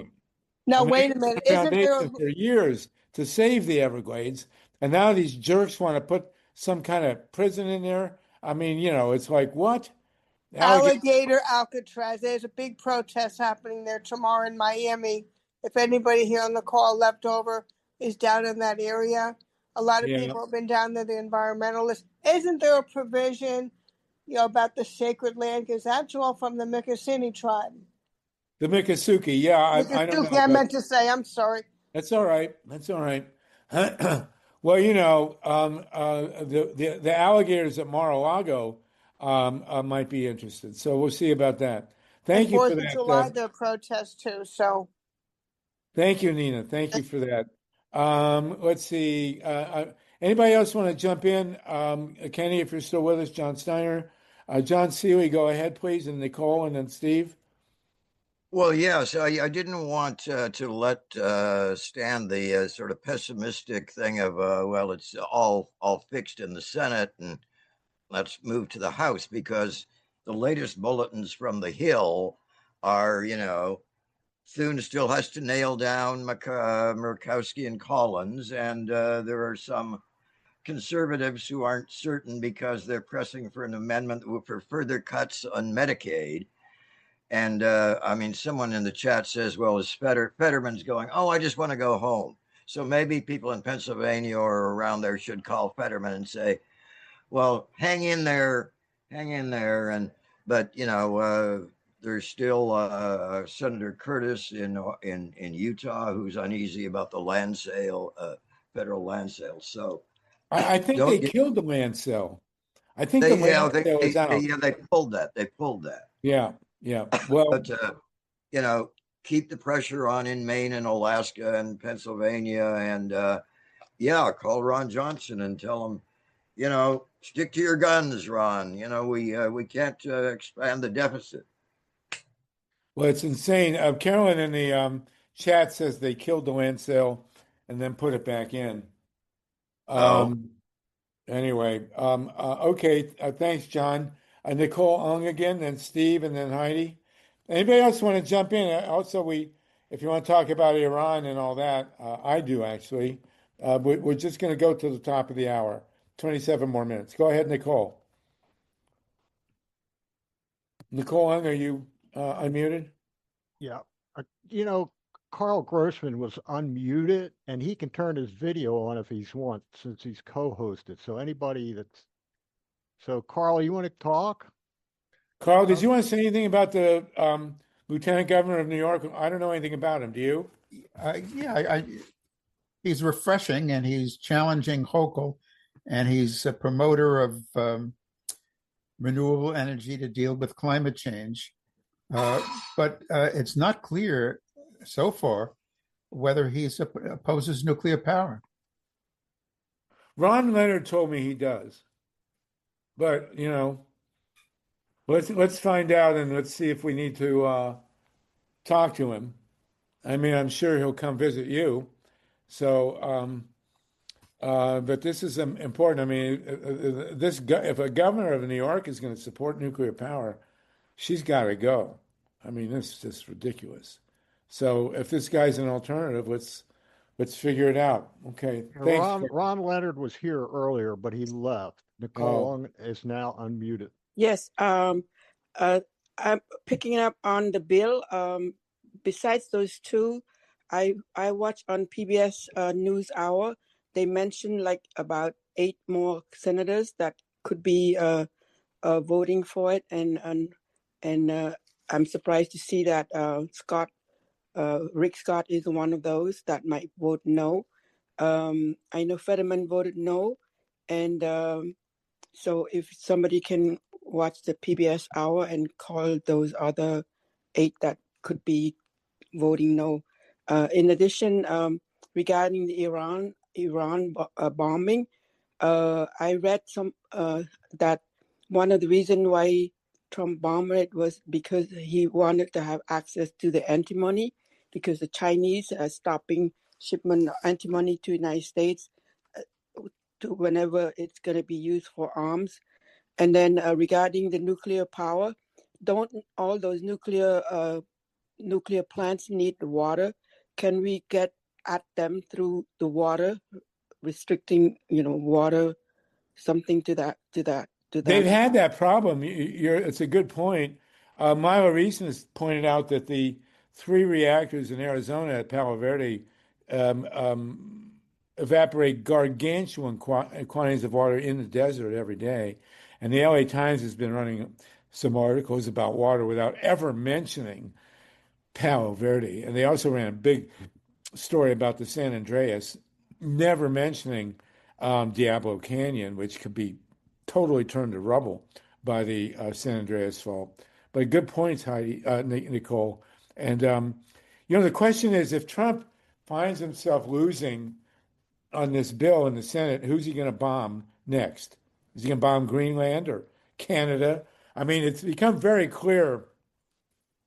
And Carl, and I'm sure other people, Kevin, it's very obvious that the bombing of the facilities in Iran have absolutely no impact on their ability to make a nuclear weapon.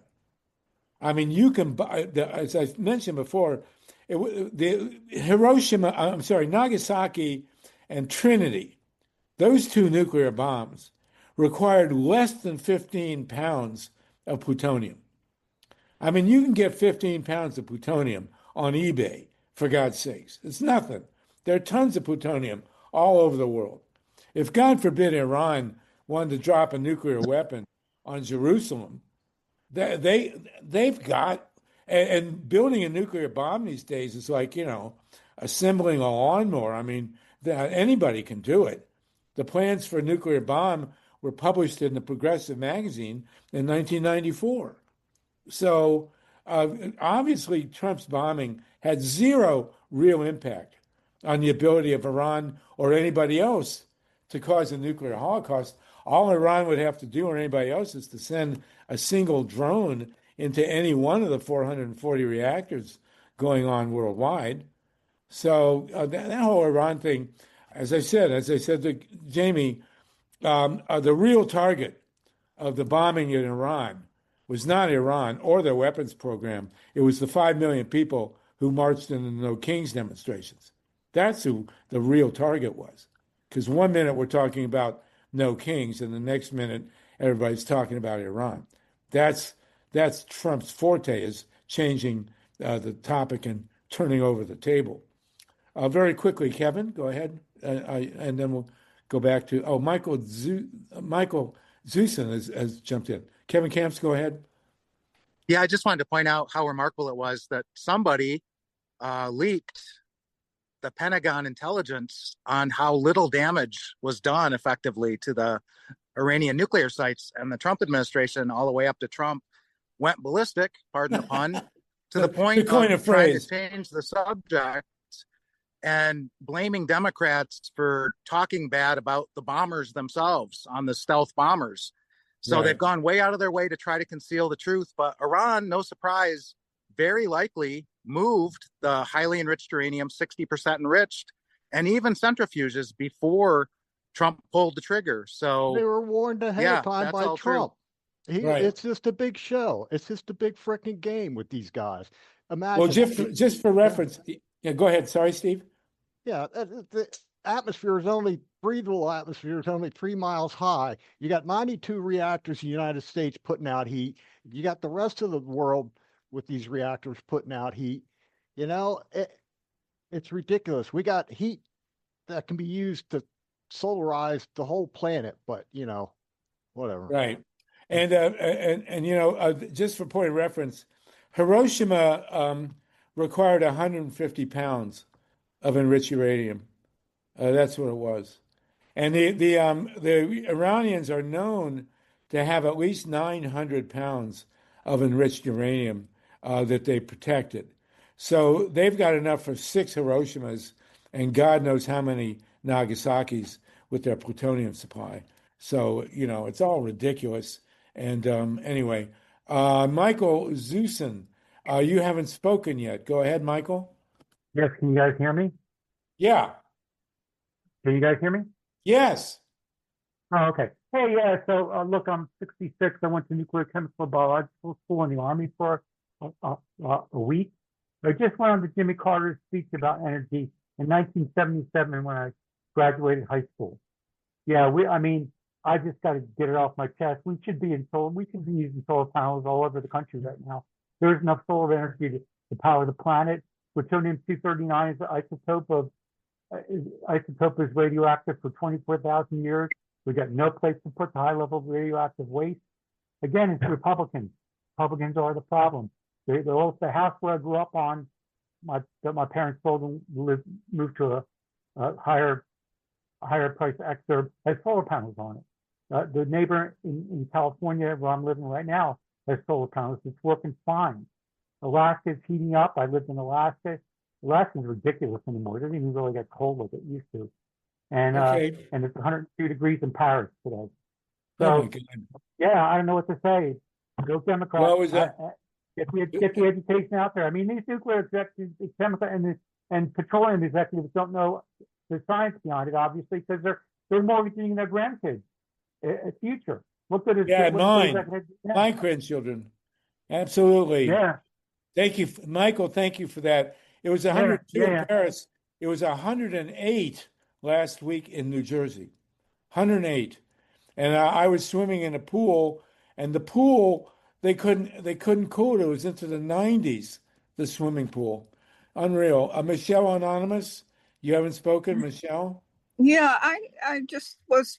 My thought was that it might have been the lesser of evils, or it might have been a better thing if they did manage to secure and move that that uranium material before the place was bombed. I mean, wouldn't it be much worse if they had bombed the place and that uranium had gotten, blown up and radiated everywhere? Well, there's a devil's bargain for you. The other thing they could do is just, put some dirty plutonium or uranium on a stick of dynamite, unfortunately, and then you've got a dirty bomb that can do God knows how much damage. But you're right about it, Michelle. Very interesting dichotomy there. Thank you. Heidi Vertauer, again, Heidi. Can you hear me? We have 17 minutes left. If anybody wants to jump in, we're going to adjourn at the top of the hour today. Go ahead for Heidi. Yeah, I'm kind of concerned that we're all talking about us versus them in regards to nuclear and solar and wind and Hydro Quebec stuff and also wind and sorry, I'm being ineloquent. Nuclear. What's the other? Nuclear and fossil fuels. Fossil fuels. Thank you. At least I didn't swear. I'm I'm really concerned because I think that if we don't look towards what the people that are part of the fossil fuel and nuclear industries are, the reasons why they want to keep their industries alive is because they've got these jobs that are very cushy and good for them. And we need to figure out a way to make it possible for those people to want to do the transition. And I think it's going to entail having town meetings, and that's one of the things that's in my proposal that I have. And I really think that if people were to look at that and to look at the possibility um of doing a group thing that we can get together on, a town hall type meetings, not just where everybody's invited and everybody feels welcome. I think that that would be another much more friendly way to help this transition happen, where people are, if people do, who are getting paid a lot of money right now, who are getting the kickbacks from the stuff on from the money and the things that they're getting from the government right now, if we have a way to provide a path for those people to say, oh, I can still earn money by doing the tradition, the new transition to the green energy economy, and I don't have to worry about like my family going hungry, you know. Well, that's a very, very good point. At Diablo Canyon, when what happened was Jerry Brown, the governor of California, at the time, in the early 2010s, decided to come up with a phase-out plan for the two reactors at Diablo Canyon, about 1,500 employees. And for 2 years, the unions, the power company, the regulators, the assembly, they met and they formulated a plan, a phase-out plan, where Unit 1 would shut in 24 and Unit 2 in 25, and they would phase in a transition to 100% renewables for the state of California. And it involved very comprehensive plans for the employees at Diablo to phase into renewable energy jobs. And it was all worked out. And Gavin Newsom, lieutenant governor, signed it. And then 22, he stabbed us in the back and put it on the shelf. Just unbelievably outrageous. So you raise a good point, and it has been thought of. Carl, and then Tatanka, please. Yeah, I just put on the chat a link to a TV program I did just a while back with retired Commander Robert Greene. Now, he was in the British Navy, and he was a bombardier and a navigator on a British bomber with a target Leningrad for years and years. And then during the Falklands War, he was an advisor to the military command, the British military command. And what he told me, it's right there in the TV program, that during the Falklands War, there was a British plan to nuke Argentina, to nuke Buenos Aires. I mean, it just shows how close we have come to nuclear disaster, through the decades. I mean, only in recent times we see the situation with Iran or the threats by Putin to use nuclear weapons. It's just by the skin of our teeth that since Hiroshima and Nagasaki, it hasn't come again, but it inevitably will come again. And what I've advocated in my writings and my TV program, which is on Free Speech TV, because nuclear power and nuclear war are just two sides of the same coin, is that what we must do for our children and their children and their children to survive is what the world did after World War I when it outlawed chemical warfare. It's a series of treaties after the mustard gas and all these terrible poisons used during World War One. And in my view, really, quite really, I mean, realistically, what we have to do is, and I mentioned this in our last call, to make the entire planet a nuclear-free zone. No nuclear weapons, no nuclear power, which any country or any group that has access, as Harvey was just talking about, to a reactor has the plutonium to create a bomb. And this, I mean, the doomsday clock now of the Bulletin of Concerned Scientists is closer to midnight, which stands for nuclear apocalypse, than it's ever been since it was created in 1946. And if we're going to make it, if there's going to be a future, we have to eliminate nuclear power, nuclear weapons, and nuclear power from this planet. Absolutely. Thank you, Carl. And if you can get us a line on this guy in New York, the lieutenant, I guess the lieutenant governor, maybe, who let's have talk about him maybe next week. Yeah. And see what that possibility is. And yeah, if he's anti-nuclear, let's get him on. Yeah, I just again Googled, for what it's worth, Delgado and whether he's against nuclear power. But what I got, and there was multiple sources there, is that, as I mentioned just earlier, he's for renewable energy, particularly because of the importance of solar and wind and so forth, and deal with climate change. But the reports, I mean, this might be premature, and that fellow you mentioned earlier might know something that Google doesn't, which is quite possible. It doesn't reflect any, at this point, anti-nuclear position by Delgado. And all right, well, let's get to him. And it would be very important if he was anti-nuclear, because at this point, not only is Hochul very pro-nuclear. I mean, she has drunk the nuclear Kool-Aid, but the likely Republican candidate for governor is Elise Stefanik, who's an upstate congressperson, and she is gung-ho nuclear power. So it may end up this year that we'll have in New York State, of all places, two candidates for governor who are gung-ho pro-nuke. And if there's an alternative, I think it would be so important. So, all right, well, maybe you should run, Carl.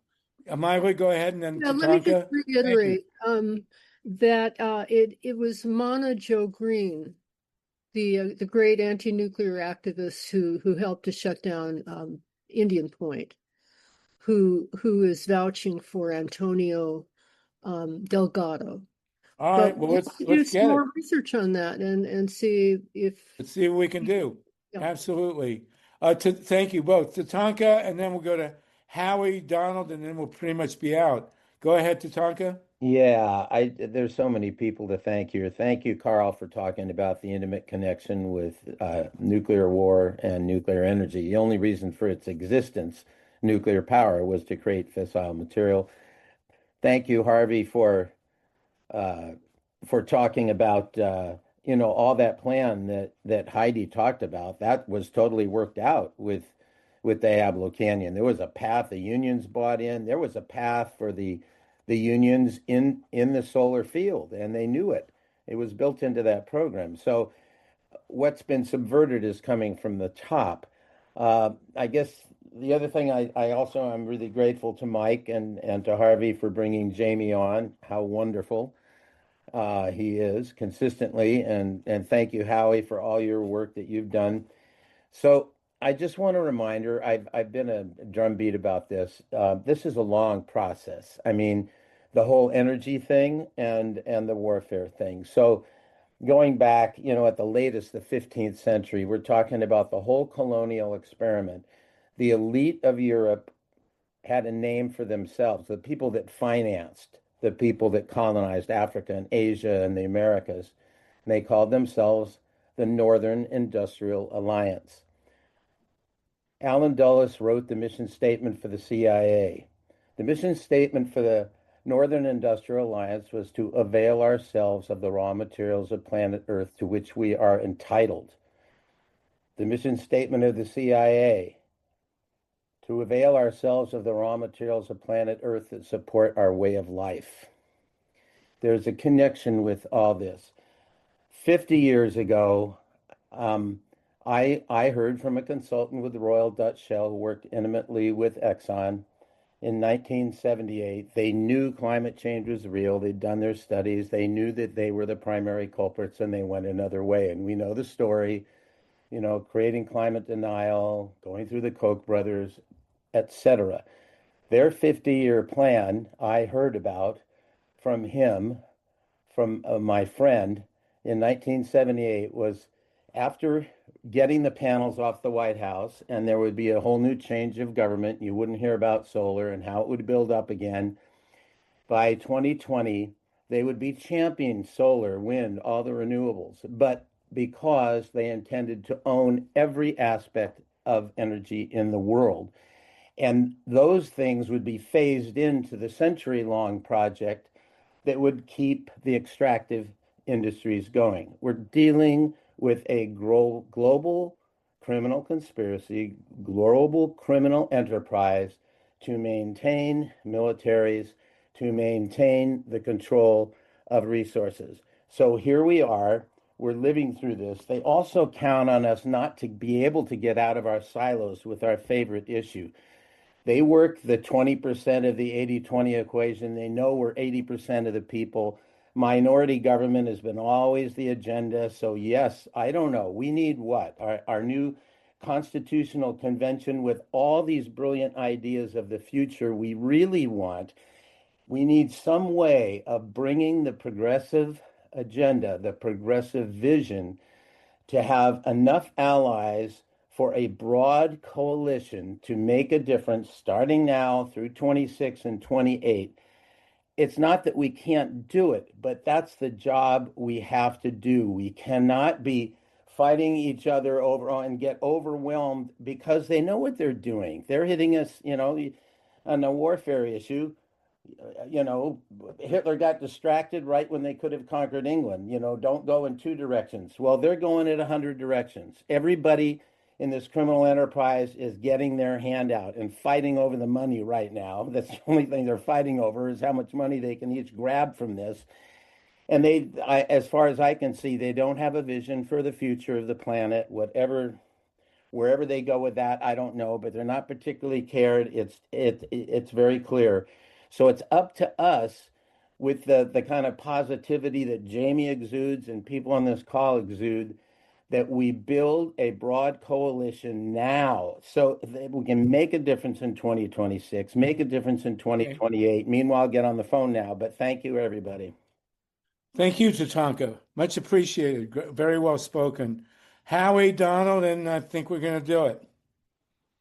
Well, if we're going to run Carl Grossman against two pro-nuke Democrat and Republicans, we've got to change the election law in New York. It now takes 45,000 signatures in 42 days. That's triple the former standard, thanks to Andrew Cuomo. It's 3 times as hard to get on the ballot as an independent in Putin's Russia to get into the Duma from a state, oblast. And Kennedy spent $1 million to try to get on for president. Jill Stein spent $300,000. And all we had was Trump and Biden on the ballot. So that's important. I'm sorry, Jamie forgot my third question about the Conyers federal standards for fair ballot access. It's been 35 years since there's been a bill like that in Congress. So those of you that have closer touch with Jamie Raskin, he's probably our best prospect for getting a bill like that introduced. And then, those of us out here in the grassroots can then organize around it. But, ballot access, we talk about the right to vote. Well, part of that is the right to vote for who you want. And if your candidates can't even get on the ballot, your voting rights have been circumscribed. Absolutely, Howie. Very well said.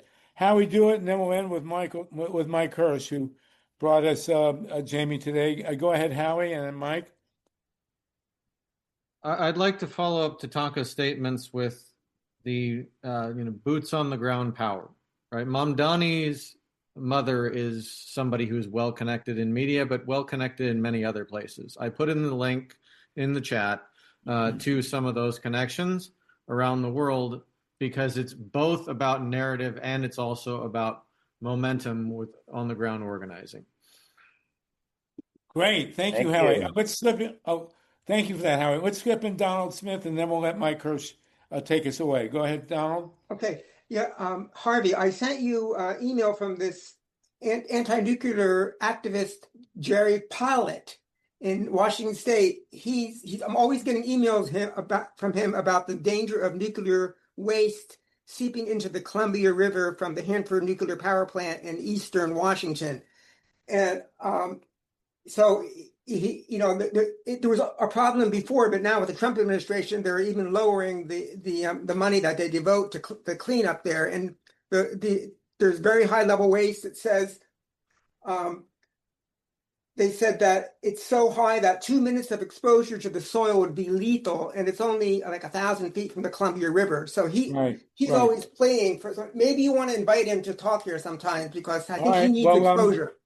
Our connection up there is Mimi Gurman, so we'll do that. Thank you, Donald. We appreciate it. I want to point out, by the way, they're building a very large solar farm at the Hanford facility in eastern Washington State. So let's talk about that too. Okay, Mike, you get to take it away.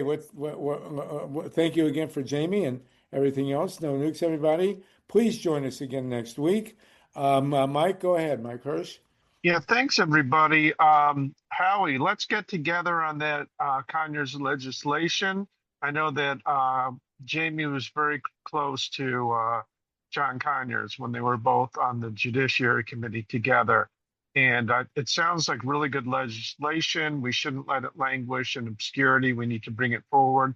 Jamie mentioned a right to vote, constitutional amendment. Maybe we could also get a right to run constitutional amendment and strip away all these barriers to ballot access. It's bad enough that you have to raise as much money as you mentioned. That's ridiculous. And we shouldn't have the Democratic corporation, the Republican corporation dominating our elections. We need to get corporations out of control of our lives. We need to, all of us need to say, make oligarchs F off, mofo, and take back our society for people, not these corporations. You got it. On that note, listen, join us again.